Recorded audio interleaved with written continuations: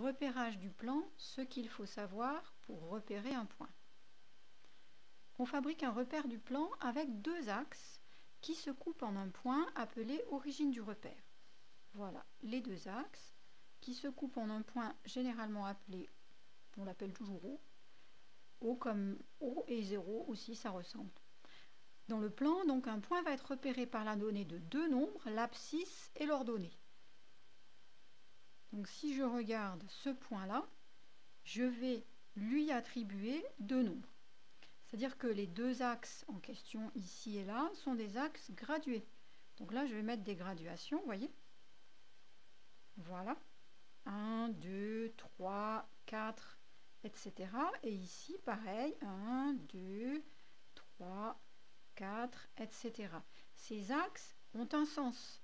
Ça va dans le sens de lecture, puis du bas vers le haut, pour l'autre axe, pour l'axe vertical.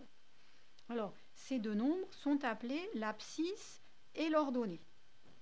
La grande question qu'on va tout le temps se poser, la grosse chose qui fait hésiter les élèves tout le temps, c'est de savoir sur quel axe on a mis les abscisses, sur quel axe on a les ordonnées. Une chance sur deux, en fait.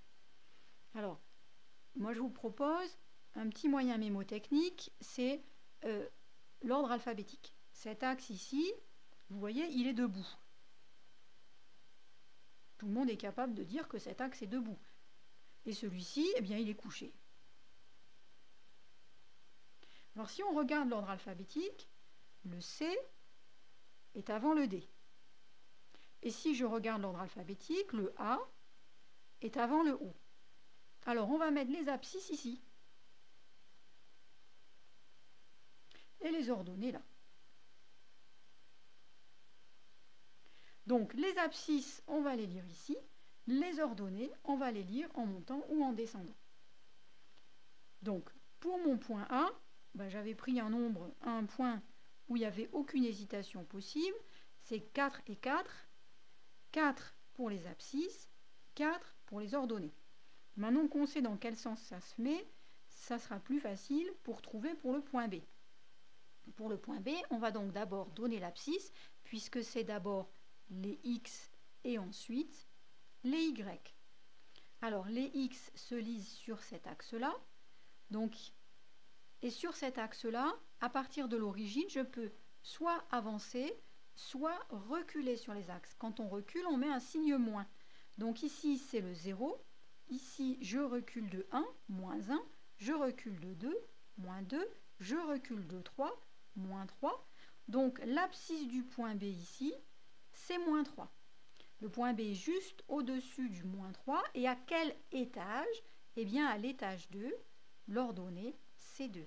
Les coordonnées du point B sont moins 3 et 2. Voilà pour le point B. Maintenant, nous avons le point C. Pour le point C, pareil, on va d'abord noter l'abscisse X. Eh bien, si on regarde, il est au-dessus de quelle graduation horizontale? Eh bien, au-dessus du 0. Voilà. Et ensuite, sur l'axe des ordonnées, eh bien, nous sommes descendus. Donc, on est dans les sous-sols. Moins 1, premier sous-sol, moins 2, deuxième sous-sol. Donc, le point C a comme abscisse 0 et comme ordonnée moins 2. Les coordonnées du point C sont 0, moins 2. Voilà, j'espère que vous avez compris comment ça fonctionne. Retenez bien, c'est facile de trouver l'axe couché, l'axe debout.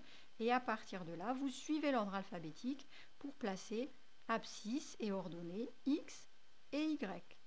J'espère que ce petit mémo vous a aidé pour réussir vos exercices. Et je vous propose une deuxième vidéo avec un tout petit jeu, si ça vous amuse. Un petit jeu pour placer des points.